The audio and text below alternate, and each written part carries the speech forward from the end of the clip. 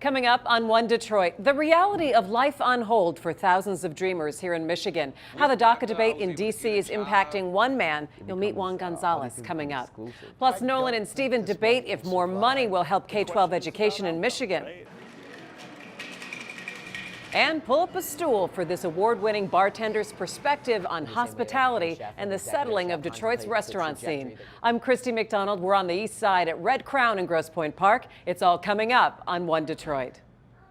Masco Corporation is proud to manufacture innovative and environmentally friendly products for the home. Delta faucets, craft-made in Merillat cabinets, and Behr brand paints have all been designed with you in mind. Masco and its family of companies, serving Michigan communities since 1929.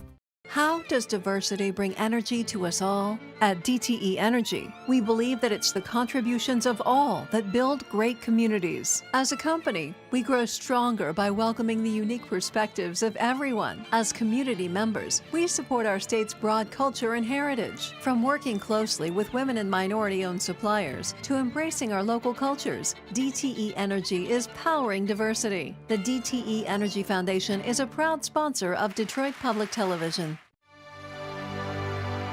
I have a question. Who wants to go first? To win? Who wants to grow our business? Who wants to make more money? Who wants more job opportunities?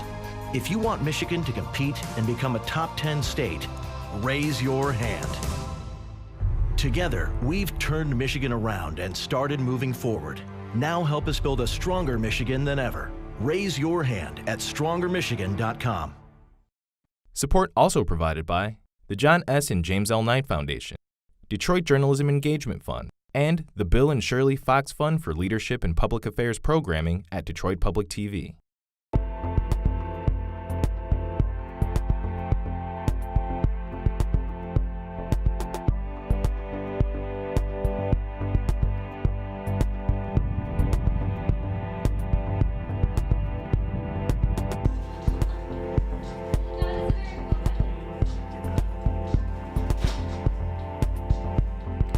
Hi there and welcome to One Detroit. I'm Christy McDonald. We are on the east side for the show this week, having lunch at Red Crown in Grosse Pointe Park. We have a lot coming up for you on the show.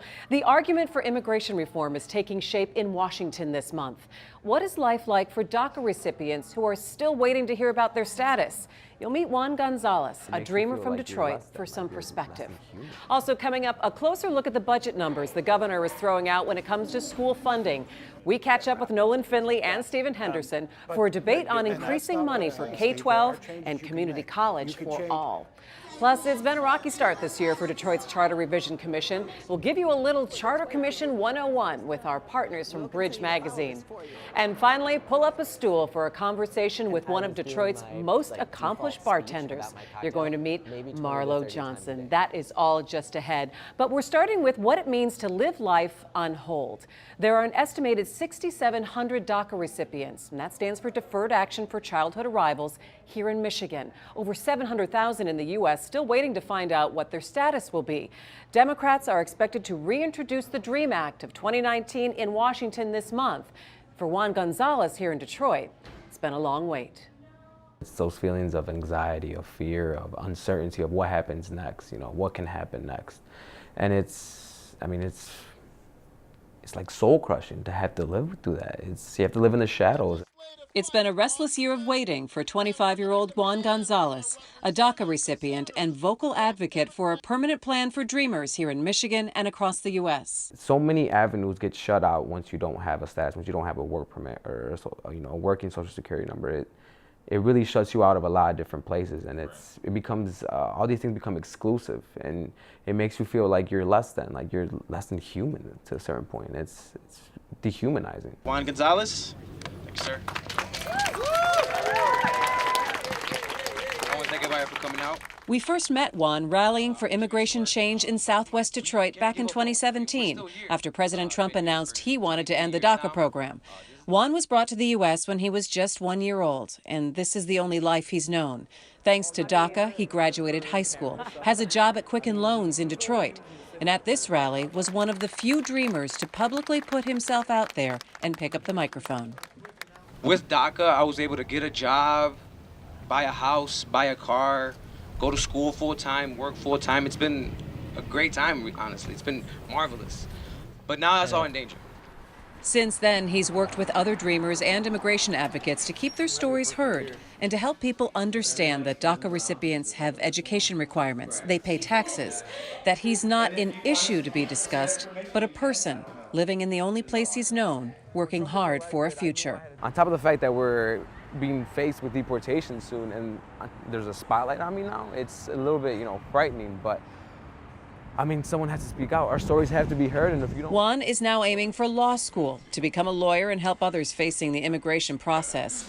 His status is up for renewal in a year, and while he waits for that, his family got some good news about his parents' status. Yeah, some great news. They became permanent residents last year around November. And they went to Mexico for the first time a couple weeks after that. During those 20 years, they've been here the whole time. The siblings that were born after me, so my little sister and my two little brothers, they're obviously U.S. citizens, but I do have an older sister who was also a DACA recipient. They can actually apply for us at this point as permanent residents, but it would take, decades for the application to go through. And I have bigger plans. I'm not on a decade's timetable here. But it's difficult to plan a life without knowing how far down the road to look. Juan's status can affect his ability for student loans, a work permit, personal loans, and much more. The Supreme Court hasn't taken up the DACA case, which means any movement would have to come from Congress. There were hearings in D.C. last week. For Juan, uncertainty is his normal. We have to be, a little bit realistic here of, what I can do based on my status, but that doesn't mitigate my ambition and my drive to, get that law degree. I'll worry about my status once I get to that point, but that's not going to stop me from my goals. I mean, it never has, and my parents always taught me, hey, you just always figure out a way. For more coverage on immigration issues, including a closer look at DACA, just head to our website at DetroitPBS.org. All right, everyone is talking about Governor Whitmer's proposed budget, especially when it comes to spending more money on Michigan's schools. Well, I caught up with Nolan Finley from the Detroit News and Stephen Henderson from WDET Radio for a debate on how that money can solve a bigger education problem. It's a good start pushing us back up the ladder. Right. In terms of where we rank among other states who spend money on education.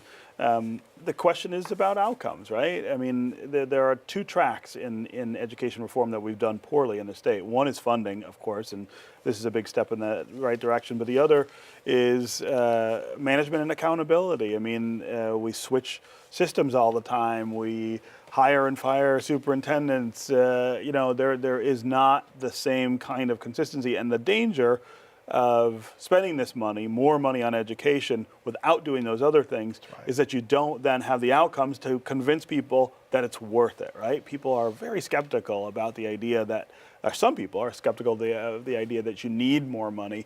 We do, but we have to prove that we need that money by making sure this improves the lot for our kids. I think, though, Nolan, when you take a look and you say we need more money to put more physical people in a building when it comes to counselors, whether they'll be career counselors or whether there be college readiness counselors, or if you need counselors for mental health, anxiety, you have a large growing crisis among young kids in schools, and schools are trying to handle that need, and money does buy that expertise in those bodies. There's no question we're understaffed in those support areas. I don't think this money will survive in the budget. I mean, I hope there'll be some additional education funding, but this largely depends, this originates with the gas tax. This money is coming from the gas tax, and the more that gets, number, that 45 that 45 cents, the more that gets whittled down, the less likely this is to survive. I think we need to do some fundamental reforms, structural reforms in the state to both to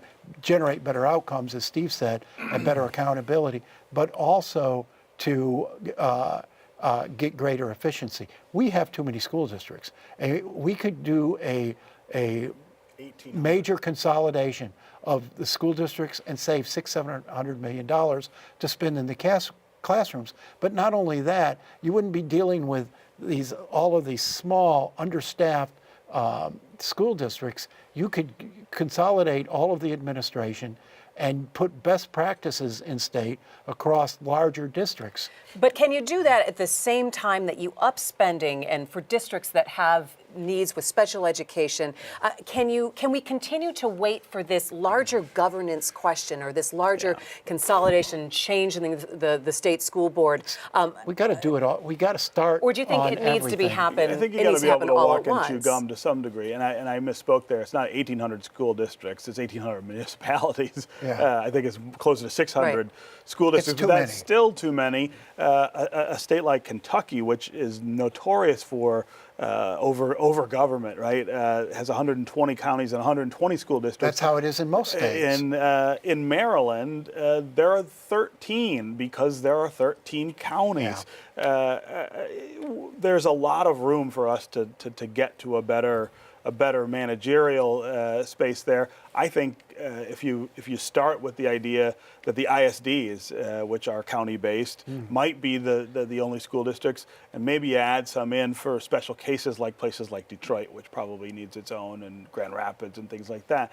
The governor has an opportunity, because she's new, to start talking about those things, right? The budget address is one thing, you have to do that. But she could also lay out a pretty ambitious reform to school governance that over the next 4 years you could chip away at and maybe get to some of those outcomes. And again, that reinforces people's faith, I think, in the idea of spending more money. When you are getting more for that money, it's a lot easier to sell it to voters. And we've got to stop talking about school funding in terms of total funding or even per pupil funding. We've got to talk about school funds in terms of the amount of money that actually makes it to the classroom, because too much of the education dollar is not making it to the classroom. It's paying for legacy costs, it's paying for administration, it's paying to pay off debt. A big chunk of the money, and even the increase, a lot of that goes into paying non-classroom costs, never makes it to the student. Well, legacy costs are classroom costs. The idea that you would not provide for teachers in retirement, I think, is a strange idea. And that's not what I'm saying, Steve. There are changes you can make. You could change retirement age, for example, so that you're not going out in your mid-50s and collecting a pension for 40 years. That's fair. I mean, we've got to take a look at what we spend outside the classroom and get that number down. That number should be going to support good teachers and good classroom resources. I want to talk about the higher ed, the community college for all idea that she has, that they're estimating that could cost about $80 to $100 million a year for that. Do you think that has a possibility of staying in? And that's, something that her goal is to make sure that 60% of the population has some kind of higher degree, higher kind of either training certification of some sort, Nolan. I think it has a chance. I mean, but then again, it's not just a matter of we're going to write the check, you go to community college. We've got to increase community college capacity. We've got to start thinking about maybe shifting resources. We got 3 universities in the Upper Peninsula. Do we really need 3 universities in the Upper Peninsula? We got to think about what do you have against the UP, Nolan? Well, there's about 14 people up there in 3 colleges. But, it's not just everybody goes to community all college. kinds of mail now. I was just going to say, please email N. Finley at... Yeah. You can get free community college. You live in Detroit now.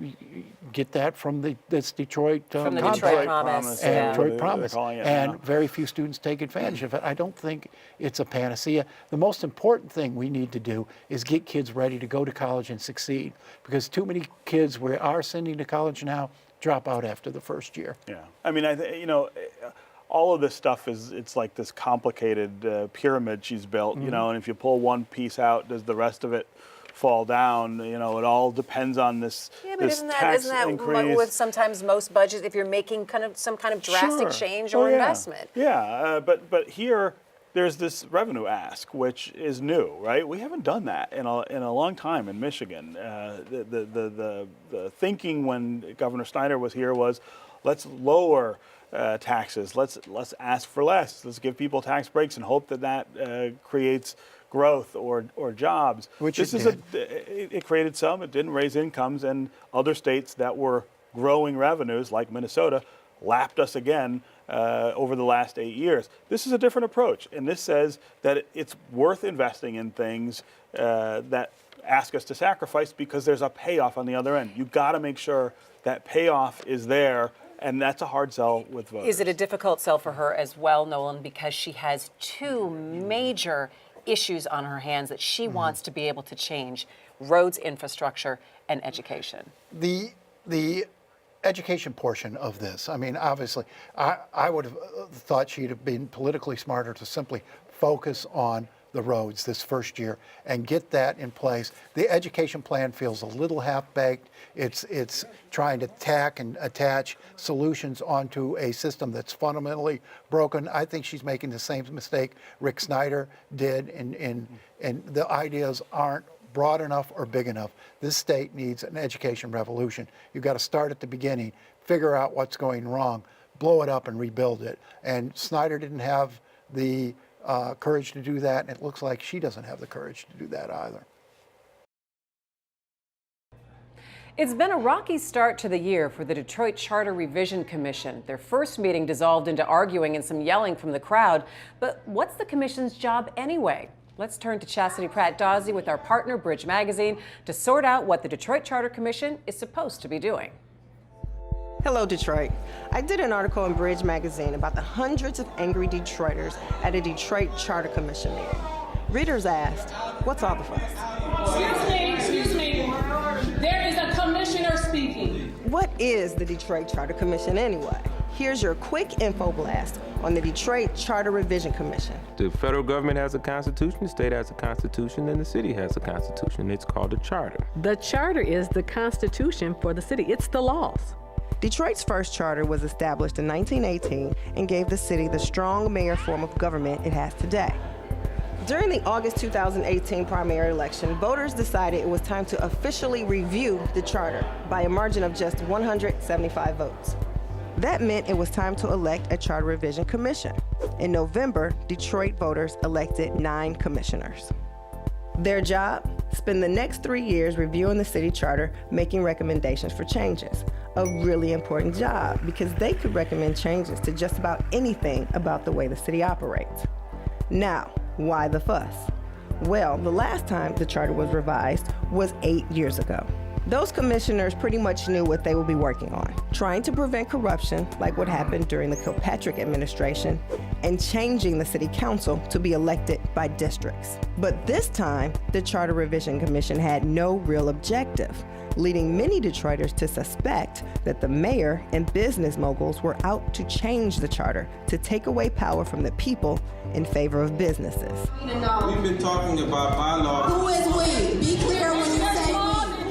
Commissioners accused each other of having ulterior motives and trying to control the commission. The people booed and clapped and interrupted commissioners. No.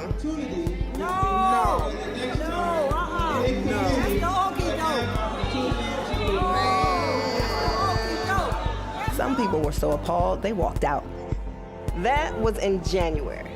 Where are we now? I think what you're seeing is healthy democracy.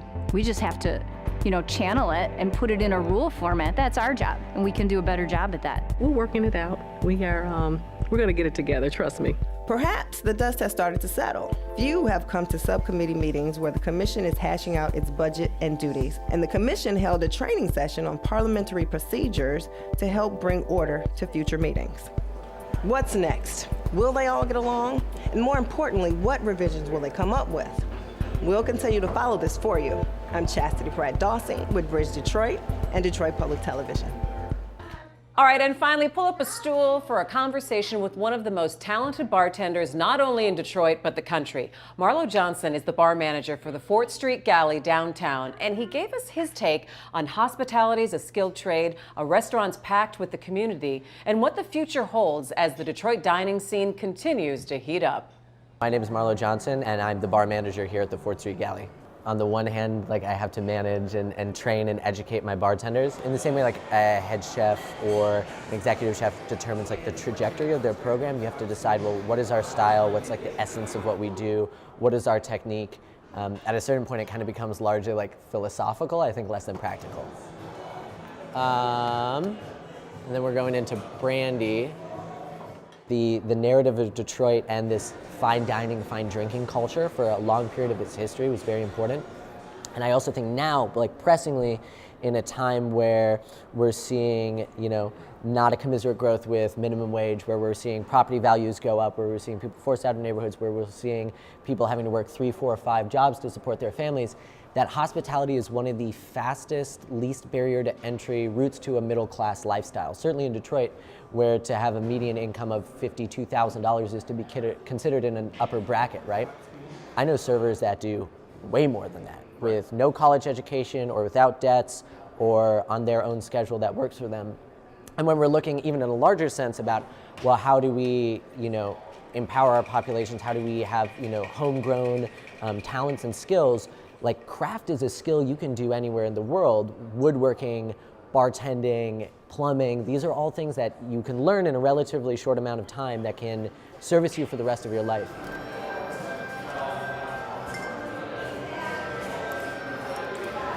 There's a great disservice to us if we forget that bartending is fundamentally about hospitality. There's nothing worse than seeing somebody walk into a bar and feel uncomfortable or unwanted or out of place. And that's something I really tried to do with this program here. I wanted to be able to serve your $75 pours of Taiwanese whiskey to the, high-flying, knowledgeable business person that comes in, as much as I wanted you to be able to have a $3 Tiger Tallboy, shot of Jim Beam White, drink like how we bartenders drink. We have to make cocktails and drinks affordable. We have to have a range and a spectrum so that all people can enjoy it. Because if we start eliminating the young kids who live in the neighborhood or the old people who have been in assisted housing down the block and we only cater to Birmingham, we're losing and we're betraying our compact with the community. There is a danger in, if we see this as a gold rush, we have restaurateurs with no experience opening restaurants who are either underpaying people or not properly practicing food service, or actually at the end of the day, maybe most egregious, just not providing a good product. Recently, I'd say in the last year or so, we've started having our first really harsh critical pieces being written about restaurants in Detroit. And so I think it's important for us to maintain a critical presence in Detroit where we have to be like, you know what, no, it's not just we can be all happy that there's so many things are opening. We have to have good things. And we talk about the idea of restaurant survival. 60% of restaurants close in the first year, 80% in the first 5 years. That's not just your business, that's the livelihood of your employees, that's the culture and community that you're serving. It's not something to be taken lightly. And the number of times I've seen people go, well, I have some money now, I think I'm gonna open a restaurant, it seems cool, and just drive that directly into the ground, it's anxiety building. So I think there's a good thing happening in Detroit where we are creating and building, and now we'll see over time restaurants and bars start to close as unfortunately we solidify on the most important and best of them. Toki Spritz. Our thanks to Marlo. And that's going to do it for One Detroit. Thanks so much to Red Crown for having us here. We'll be back next Thursday. I'm Christy McDonald. We'll see you then for One Detroit.